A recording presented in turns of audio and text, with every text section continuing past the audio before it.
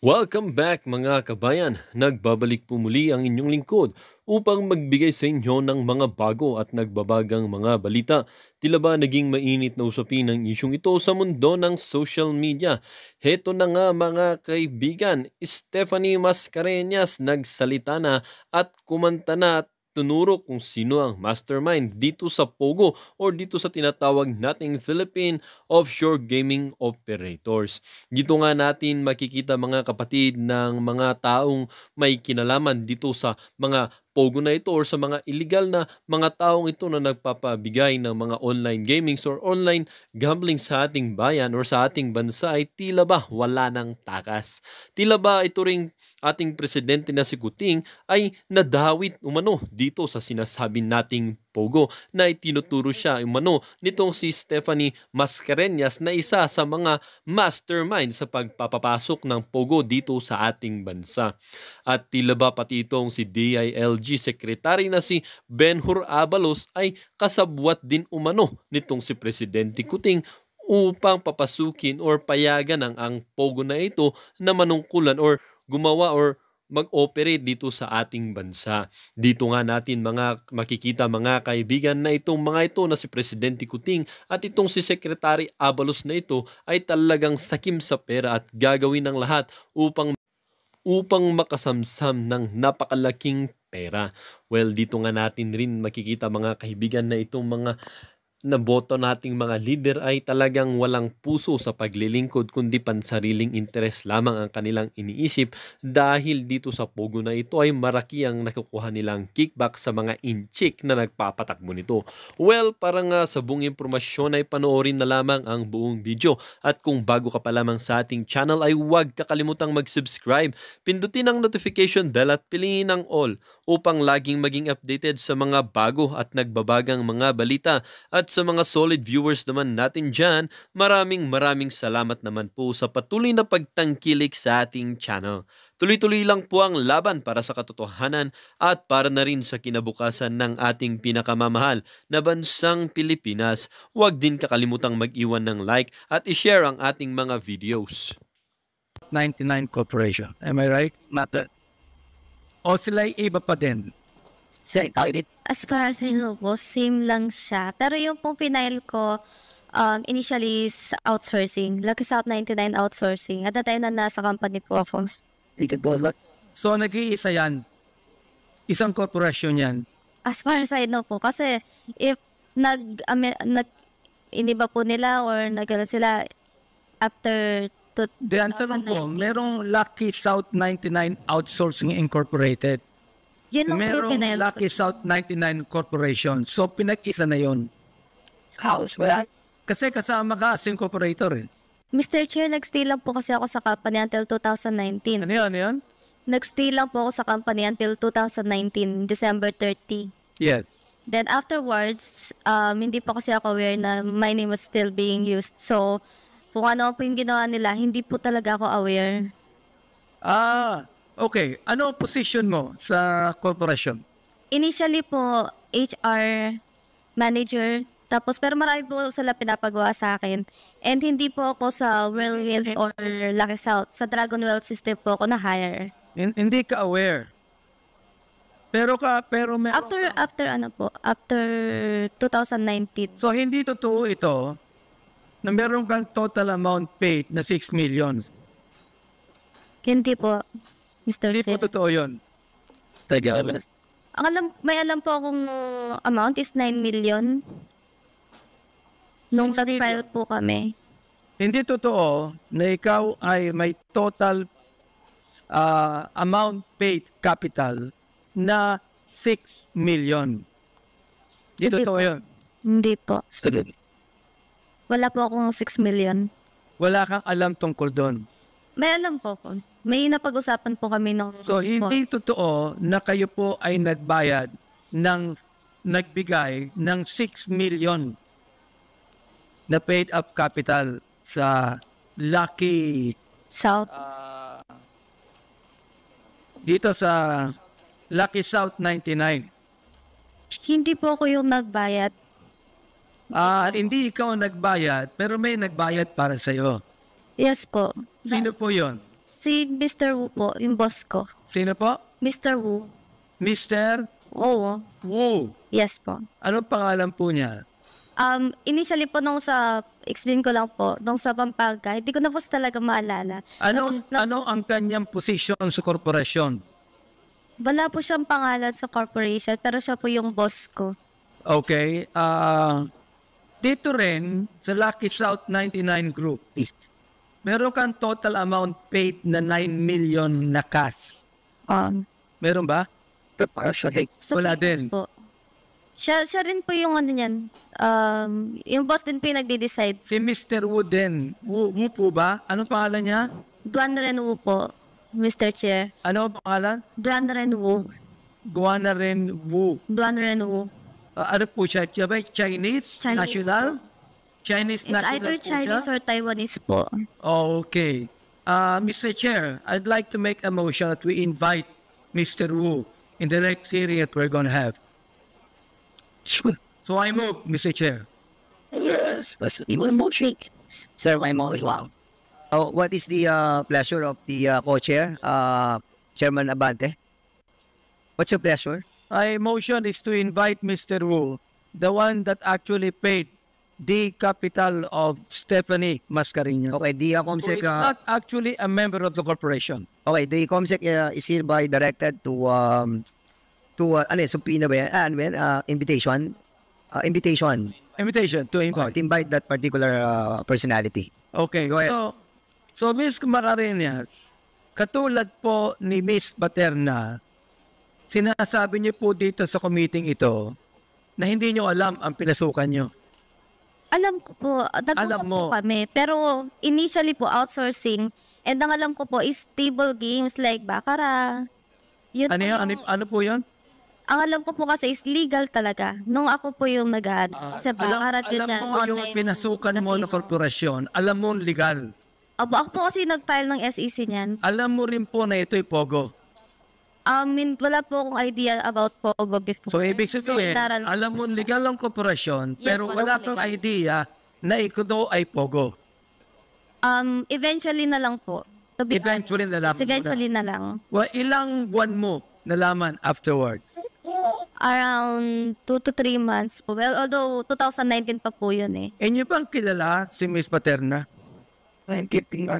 Actually, hindi po. Pero if ever po, Ngayon lang nagpunta kayo kasi ako nag-meet sa ni Miss Paterna. ganito po yun. Na-meet ko sa first Bakit- time sa Senate. Yes or no? Ngayon lang po ba kayo nag-meet ni Miss Paterna? No po, nung sa Senate yung first time. Okay, pero hindi mo alam na siya'y kasama sa korporasyon. Hindi po. Hindi mo alam na siya ang corporate secretary. Yun din po yung kinakagulat ko, to be honest. O nakakapagtaka yung korporasyon ninyo. Opo. Oo, ang gulo eh. Ngayon naman, Miss Paterna naman, tatanungin kita, kanina, nabanggit mo yung law office, di ba? Anong law office uli yun? Yung humahawak po ba ng Lucky South, Mr. Chair? Ano po yung law office na yun? Yung law office po na banggit ko po kanina, sila po yung humahawak po sa akin ngayon. Pero yung attorney po na humahawak ng Lucky South is yung nabanggit ko po Hindi. before. Nasabi mo sa aming investigation last time na naging corporate secretary ka, pero pinipirmahan mo lang ang lahat ng papeles, pero hindi ikaw ang gumawa, correct? Tama po, Mr. Chair. Sino pong gumawa? Kay Attorney Medina po. Sino pong attorney yun? Anong pangalan po ng attorney yung gumawa? Sa pagkakaalam ko po, Mr. Chair, Jared Medina po. Attorney Jared Medina. Jared Medina. Yes po. Andito siya last time, di ba? Andito po ngayon. Ando po sa attorney Medina. Andiyan po ba siya? Attorney Medina, will you please come here? Ikaw, nag-under oath ka rin, di ba? Oo, pero nung meeting namin last time, tinanggihan mo na ikaw ang gumawa ng papeles Your Honor, Tinanggihan mo last time na ikaw ang gumawa ng papeles. Yes or no? if I, Papakita namin sa inyo ang record namin dito. Oo. yes, Your Honor. Tinanggihan mo ba last hearing na ikaw ang gumawa ng papeles na pinirmahan ni Miss Paterna? To the best of my knowledge, alam ko po hindi kami. To the best Kasi sandali lang. Opo. Sinasabi ni Miss Paterna, ikaw eh. So tinatanggi mo yon. Yes, Your Honor. Sa pagkarinig ko po rin sa kanya last time, sabi po niya, hindi niya alam kung sino ang gumagawa. Binanggit niya ang pangalan mo ngayon. Opo. Okay, so therefore, tinatanggap mo ngayon na ikaw ang gumawa. Meron po kaming ginawa na dokumento, pero hindi po lahat. Sinong kayo? Yung pong law office po namin, sa totoo lang po, Your Honor, hindi po ako nakakaalam lahat ng mga dokumento kasi may iba kaming mga staff. Sino po ang nakakaalam lahat? Yung po mga staff namin. Pero ikaw lang ang kilala ni Miss Paterna. Yung po kasi ay law office namin. Attorney General Medina po, from Medina, Flores, and So, ibig sabihin, nagsisinungaling si Miss Paterna ngayon nung binanggit ang pangalan mo na ikaw ang nagpapirma sa kanya. Opo. Ikaw ang nagpapirma, hindi. Hindi po. Nagsisinungaling si Miss Paterna. Yes, o ikaw po. ang nagsisinungaling. Siya po. Miss Paterna, uulitin ko. Nabanggit po ang pangalan niya. Hindi ba? Kilala mo siya. Siya lamang ang kilala mo sa law office, correct? Yes po, Mr. Chair. Ano pong ginawa ni Atty. Medina nung nakilala mo siya? Yung may mga, pag po nagsasign po ako ng mga dokumento, sa law firm niya po ako nagsasign, yung sa logbook po. Kaya po kilala ko po si Atty. Medina. Yung alin po, Yung logbook, Mr. Chair, siya ang nakikita mo. Siya ang umaharap sa'yo. yung tauhan niya po. Hindi siya mismo. Nakikita ko po siya, Mr. Chair. Nakikita mo siya, pero hindi siya napapirma sa'yo. Si Miss Cassandra po. Yung tao niya. Opo, Mr. Chair. Teka. Nakikita mo siya. Anong ginagawa niya? Nung nakikita mo siya. Nakaupo po, Mr. Chair. Kaya nga, nakaupo. Anong ginagawa niya? Siya ba ang nagpapirma sa'yo o hindi? Minsan po, Mr. Chair, pero minsan po yung tauhan niya po. O, Atty. Medina, sinasabi po ni Miss Paterna, minsan, ikaw ang nagpapirma sa kanya. Yes, Your Honor. O, inaamin mo. Inaamin mo ngayon na may pagkakataon, ikaw ang nagpapirma sa kanya. Yes, Your Honor. If I may explain po. Kaya po pinapirma yon kasi kaya po Alam mo, under oath ka. Yes po. abogado ka. Yes po. Alam mo dapat ang ginagawa mo. Yes po. Hindi ba? Yes po. Last time, taga. Yes po. Last time, itinanggi mo na ikaw ang nagpapirma. Ngayon, inaamin mo na. Kaya nga po, if I may explain, Your Honor, kung bakit po gano'n yung sagot ko. Kasi po, ang sinasabi niya, pinapipirma ko po siya. Hindi ko po siya pinipilit pumirma. Ang term po na pumipirma sa amin, kaya sabi po niya, logbook, ang proseso po sa opisina namin ay napakaigpit. Kung meron kang dokumento at gusto mo yung manotaryo, kailangan mo ng personal presence sa harap ng abogado at sasabihin mo sa kanya na yung dokumento na yun ay dokumento mo. Yun po ang proseso ng pagpapapirma, sinasabi niya. Nakakapagtaka naman ng napakahigpit ninyo, pero kayo gumawa ng mga papeles, pinapirma nyo ang corporate secretary na hindi niya alam. Hindi niya alam. Wala siyang alam dito. Yun ang sinasabi ni Miss Paterna sa amin. Your Honor, if I may, Mr. Chair, kaya po kami ganun kahigpit, kasi nga po, yan po iniwasan namin. Kinatagalan, baka sabihin ng nagpanotaryo sa amin, na hindi naman siya dumating, hindi niya alam yung dokumentong pinirmahan niya, kaya po kami ang maipit bilang notaryo publiko. Kaya po ang proseso ng notary public is that there should be personal presence ng pipirma doon sa dokumento. Ilang beses ka na nag-attend sa hearing na ito? Pangalawa na po, Your Honor. Pangalawa, ikaw ba ay nag-absent minsan o lahat inatenan mo? Lahat po inatinan ko. First time lang po akong na-invite last time, Your Honor. Mahirap paniwalaan ang sinasabi mo ngayon sapagkat ito ay tinatanggihan ni Miss Paterna. Naunawaan niyo ba ako? Yes, Your Honor. Ba't nagsasabi po ako ng totoo? Well, ibig sabihin yan, ito pong Lucky South 99. Kayo ang gumawa ng mga papeles dyan. Kaya yan po yung naging korporasyon. Iyan po ay maring kong tinatanggi. Kaya po ang sabi ko kanina, kami po ay isa lang sa kanilang mga lawyers. Kaya sinabi Yes na po, or no lang po, yes or no lang. Kayo po ba ang gumawa ng papeles ng Lucky South 99 kaya ito ay naging korporasyon? hindi po yun. I categorically deny that. Hindi po ako yun. Sino po ang gumawa? Si ano po mas nakakalam? Si Stephanie, na nandito naman po ngayon para klaro lang po lahat. Miss Stephanie, nabanggit ang pangalan mo. Yes. Sino po ang gumawa? Yung pong sa file na pinakita sa akin kanina, ako po yung nagpirma. Pero kung hinat-notarize po siya na hindi sa office ni na Attorney Medina, hindi po ako present doon. Kasi meron pong pinakita sa akin si Cathy before na file ng Lucky South 99 na hindi po ako nag-appear sa notarization niya.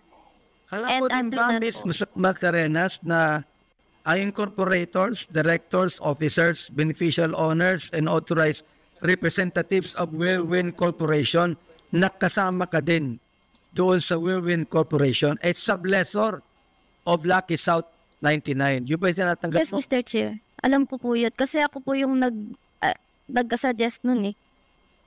Well, Mr. Chair, tatapusin ko na po ang ating pagkatanong dito upang para po sa pakiusap ni Chairman Dan Fernandez.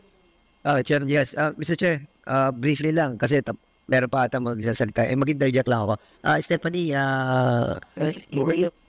the same kind of issue no with Ronaldin Baterna. You were the president ng Whirlwind, correct?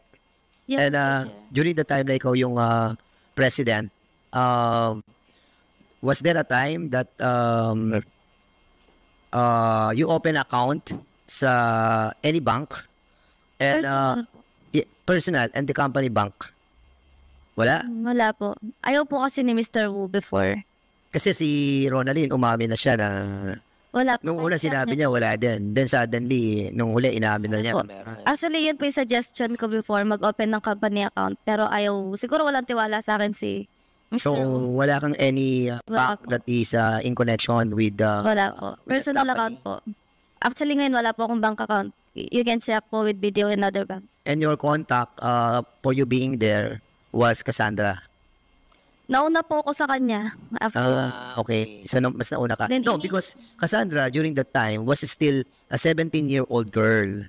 And that's the reason why she's not capable yet of being a part of the company. Yes. That's the reason why hindi siya napasama doon sa company. Am I right? She's 19 years old if I'm not mistaken, Mr. Chair. During that time? Kasi wala pa siya sa company niyo, di ba? I think she's born in 2000. That's Pero how many years ka doon sa company? Roughly 6 months lang po. 6 months ka lang? June to December of 2019. Were you paid by that Chinese guy to be a front of that company? I was promised share. That's why may iba po kung di ba siya, hindi po siya pwede. And at that time, he asked me to like build a company so that we can work together. And he promised like a certain amount of Okay, Mr. Chairman, we will be exploring na lang some questions. I think some members would like to ask more. Congressman Akop, thank you, Congressman. Madam Ronaldin, ako po yung nagtanong sa iyo noong mga nakarang hearing kung sino po yung gumawa at nagpapirma nung lease agreement. Di ba?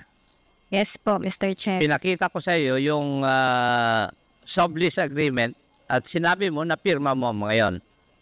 At tinanong ko rin sa iyo kung sino po ang gumawa ng mga sublease agreement na yon. At ang sinabi mo si Attorney Medina. Tama? Nasa records of the or minutes of the hearing yon. Yes po, Mr. Chair. Now, paano mo nasabi na si Attorney Medina ang gumawa ng mga dokumento na yun? Kaya ko po nasabi na kay Attorney Medina po yung mga dokumento nang galing kasi po, doon po ako nagbe-base kasi doon ako lagi nagpipirma po doon sa logbook po nila, Mr. Chair. Pakiulit yung huli. Kaya ko po nasabi na si Attorney Medina po yung gumagawa ng mga dokumento dahil doon po ako nagbe-base ko sa law firm po kasi nila ako nagpipirma, yung sa logbook po. Kaya po nasabi ko na siya po yung may gawa, Mr. Chair. Now, before I ask you a question, Attorney Medina, okay ka na ba? Kasi I heard mataas kanina ang blood pressure mo. Yes, Your Honor. And I'd like to thank the medical staff of the House of Representatives for taking care of me. Medyo nahihilo pa rin ako ng konti, Your Honor. Pero, So at your own risk, you will answer the questions that I'm going to ask you. Are you okay? Kasi baka sisihin ako ng pamilya mo kung sakali matumba ka dyan. hindi naman siguro, Your Honor. I'll just say, Your Honor, kung medyo hindi na po ako Okay, that's on record. I just want to be safe. Narinig po nyo yung sagot sa aking mga katanungan ni Madam Baterna. Is that true?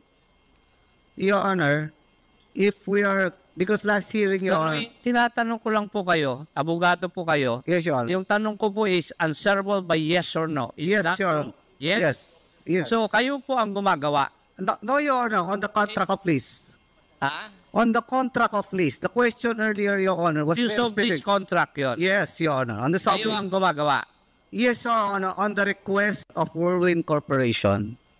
Sino sa Whirlwind Corporation ang nagsasabi sa inyo?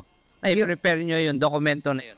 Your Honor, if you're referring to a Tinatanong ko po, sino ang gumagawa o nag-utos sa'yo na gawin mo yung mga dokumento na yun? first, Your Honor, for Whirlwind Corporation, it was Stephanie Mascareñas. Sino po sa Whirlwind? Stephanie Mascareñas, Your Honor, who's here, Your Honor. Teka, dalawa po yung sublease agreement na yun. Yes, Your Honor. The first one, Your Honor, that's why I said first, Your Honor. The second one was requested by Catherine Cassandra L. Ong, Your Honor. So, yung first, si Stephanie. Yes, Your Honor. Yung pangalawang sublease agreement, yung si Cassie Ong na. Yes, Your Honor. Catherine Cassandra L. Ong. Sila ang nag-utos po sa inyo. They requested us, Your Honor, to make the legal document for the lease. So, in this case, si Stephanie mismo ang kumausap sa inyo o nag-contract na services ninyo at saka doon sa isang sublease agreement ay si Cassie Ong na. Kasi Ong, Your Honor, as representative of Whirlwind Corporation. Now, Madam Macarenas, totoo po ba yun na kayo ang kumausap sa law office nila? Initially po. Ha? Initially po. Utos lang din po kasi ni Mr. Wu yun. Kasi ang balak yata nilang i-purchase yung land ni Mr. Cruz. Tapos, parang mas mabilis kasi yung mag-lease muna. So, we proceeded with the lease contract na pinasuyo ko po kay Attorney Medic. So, totoo lahat yun. Yes po. Pero yung na-request po ni Miss Catherine Cassandra, no, hindi ko na po sure yun kung alam ko pa yun. Kasi siya na po yung humawak. Ronaldin, doon sa isang sublease agreement, ikaw ang pumirma with Cassie Ong, di ba? Yes po, Mr. Chair. So, sila rin ang gumawa. Pero, yung, parang bang nirepresent mo yung sarili mo na parang ikaw ang pinuno o nangunguna doon sa Lucky South 99. Tama? Yes po, Mr. Chair. Ikaw ba talagang big boss doon? Hindi po, Mr. Chair. Sino? Si Miss Cassandra Ong po yung pagkakaalam ko, Mr. Chair. Dahil siya lang po yung nakikita ko at nakakausap ko po. Bakit ka pumirma? Hindi naman pala ikaw ang boss. Per Cassandra Ong po. Ano po? Ginamit lang po kasi yung pangalan ko, Mr. Chair. Kinuhanan lang po ako ng ID. Bakit kaya hindi yung pangalan niya ginamit? Pilipina naman siya talaga. Hindi ko po alam, Mr. Chair. Thank you. Thank you, Attorney Medina. I hope you're okay. Thank you, Your Honor. Thank you. Mr. Chair, I would like to address Attorney Roque. Attorney Roque, active pa ba kayo dun sa First Bataan Holdings? Well, sa ngayon po ay hindi. Kasi nga po na nagkaroon ng violent reaction yung aking misis because of that false report that appeared in Billionario. And she really wanted out of First Bataan. Ang problema nga lang po, hindi naman ganun kadali umalis. So, pinabayaan ko na muna po ang First Bataan dito sa aking kapartner, knowing na malinaw naman po kung magkano yung investment namin at saka na lang aayusin yan.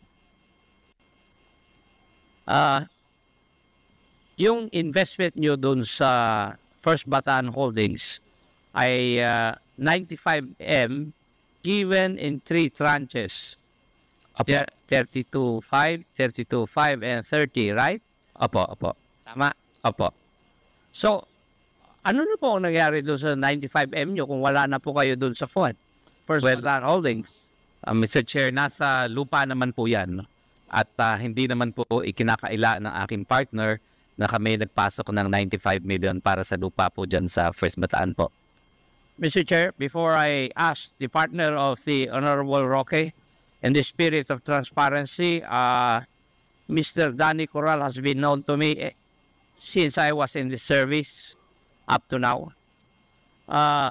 Mr. Danny Corral, totoo po ba yung kasagutan ni Attorney Roque na siya po ay wala na doon sa First Bataan Holdings, na ang kasama po doon ay yung kumpanya nyo rin na Green Mine?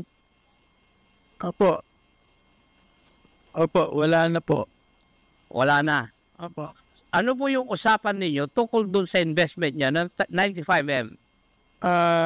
Inalis nila yung pangalan nung nagka-problema. Tapos sabi niya, Teka, inalis po nila yung pangalan nila nung nagka-problema. Ano po yung problema? yung ayaw na ni Myla sa Ayaw ng asawa. Opo. Ipangilapit kita police ni Pwede. ipage.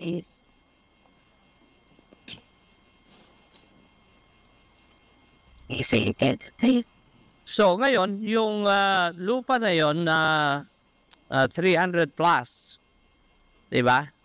Hectares. Opo, Your Honor. Yung Green Mile na nagsusolong may-ari. Hindi, kasi sabi ni attorney, ano yun yung, di ba 95 na ilipat yung pangalan sa Green Miles. Pero yung 95, nandun ho yun sa lupa. Nandun sa lupa. Pero ang nagmamay-ari na lupa sa dokumento, sino po? Sa ngayon, kami, sa Green Miles po. Sa Green Mile na, di ba? Opo. Yes. Pero wala na yung pangalan ng ni Attorney Roque. Opo. So, may usapan kayo? Opo, sabi niya po yung, kasi hindi naman ako nagbayad eh. Hindi ko naman binalik yung 95. Yeah, hindi mo nga binalik yung 95. So, ano ang nangyari doon sa 95? Basta nandun lang sa lupa. Opo. Okay. Thank you, Mr. Chair. Attorney Roque, doon po tayo sa bahay doon sa Baguio. Opo. Ang sinabi po nyo noon po doon sa hearing, nakarehistro doon sa isang corporation, PH2, at saka yung Vietcam Corporation, na kayo po ang nagmamay-ari, kasama po doon sa incorporation, sa corporation na yun. Tama po, Mr. Chair. And sinabi mo na hindi ikaw ang may-ari, it's the corporation. Rehistrado po sa pangalan ng korporasyon. Now, when the house was leased, sino po ang pumirma ng lease contract? Si Mrs. ko po ang pumirma ng lease contract because I asked her to sign the lease contract. Siya po ang pumirma, Mrs. ko ninyo. On Ano behalf, po ang posisyon ng Mrs. ninyo doon sa korporasyon na yun? she only signed on behalf of PH2. Hindi po yun ang tanong ko. Ang tanong ko po ano ba ang posisyon ng asawa po ninyo doon sa korporasyon na yun? Well, sa kontrata po siya naging representative. Hindi. Ano ang posisyon ni Mrs. Roque sa korporasyon na nagmamay-ari nung bahay at lupa? Hindi ko po maalala ngayon kung ano talaga ang designation. Mrs. mo siya, hindi mo alam? Well, misis ko po siya, kaya hindi po siya ang pumirma. Hindi nga, pero alam mo na siya ang pumirma. Bakit siya ang pumirma? Kung wala siyang personalidad doon sa korporasyon na nagmamay-ari. Meron po. Well, I guess siya po yung nagmamanage ng property for lease at siya she signed. nagmamanage po. property for Opo. lease. Opo. Pero ano po ang pwesto niya doon sa korporasyon? Parang wala naman po ata siyang na-specify na pwesto, pero i-check ko po sa papeles. Pero wala po akong maalala kung ano po yung talagang position niya. Kung sino po ang nagbabayad ng RPT nung lupa at bahay, Meron po kaming tagabayad po. sino nga? Sino ang kaninong pera ang binabayad? Galing din po sa amin ang pera. Galing po sa inyo. Galing din po sa amin ang pera. Okay. Now, matanong ko nga, meron po bang business permit yung asawa po ninyo? Well, hindi po siya kumuha kasi Tanong, wala pong business permit. pakisagot lang po yung aking katanungan ng diretso. Wala po siyang business permit, pero siya nagpaparenta nung lupa at bahay. Di po ba? Kakasimula lang po kasi. At yung asawa po rin ninyo ang listed na kasama sa Homeowners Association nung lugar na yon. Tama po, nung Therefore, tumira po kami.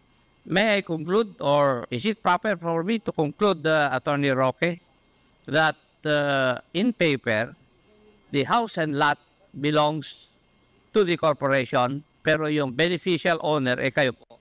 Totoo po naman yan. Sinasabi ko naman po talaga yan na may interest po kami dyan sa bahay na yan. Yes po.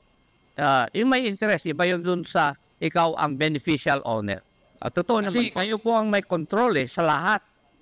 Kasi dun sa mga sagot nyo yung aking katanungan, although the property is registered under the corporation, kayo po ang may control.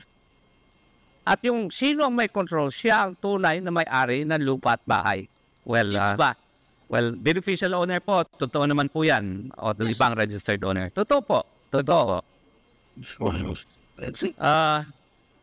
For the last portion, Mr. Chair, may I ask Ronaldin Baterna, pumirma po kayo ng waiver of confidentiality nung last hearing, di po ba? Na pwedeng i-open ninyo, payagan ninyo na mabuksan po yung inyong bank accounts. Yes po, Mr. Chair. Meron pong pagbabago dahil pine-question yung kwan, dahil yung nakalagay po kasi doon sa pinirmahan nyo na waiver of confidentiality, ang nakalagay lang po doon is China current account. Hindi po pwede po yon. Dapat China current account under your name, kasi under the bank secrecy law, hindi mo naman pwedeng i-waive yung karapatan ng ibang tao. So, binago na aming COMSEC yon. At nakalagay din, dinagdag, all other bank accounts under my name, herein referred to as the subject bank accounts. Matanong kita, and you can consult your lawyer. Pwede mo konsultahin yung lawyer mo, nandyan naman yata siya eh. If you are willing to sign the amended waiver of confidentiality. Yes po, Mr. Chair. Thank you. Do you agree, the lawyer of Madam Ronaldin? Para walang question. Yes, Mr. Chair. Thank you. Pirmahan mo na lang ito mamaya, papipirmahan ng COMSEC sa'yo. Okay? Okay po, Mr. Chair. Thank you, Mr. That would be all for this day. Thank you, Congressman Akop. Ako may isang tanong lamang ako kay Miss Stephanie Magarenas. Yes, Mr. Chair. Saan ka graduate, Stephanie?